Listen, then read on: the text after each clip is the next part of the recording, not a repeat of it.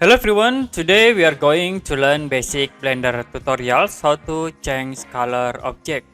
As example, we have these cube objects, and if you want to change color of this cube, you can select the object cube and then go to materials, click these icons, material properties, and then if you want to change color, you need to set in base color. Like I will change color into green in it. The next to view, you can set for visual styles into this option settings, and it will be change the color.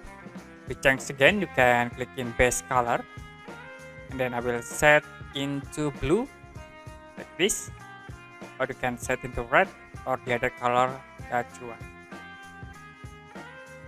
Okay, that's it. So to change color objects in Blender.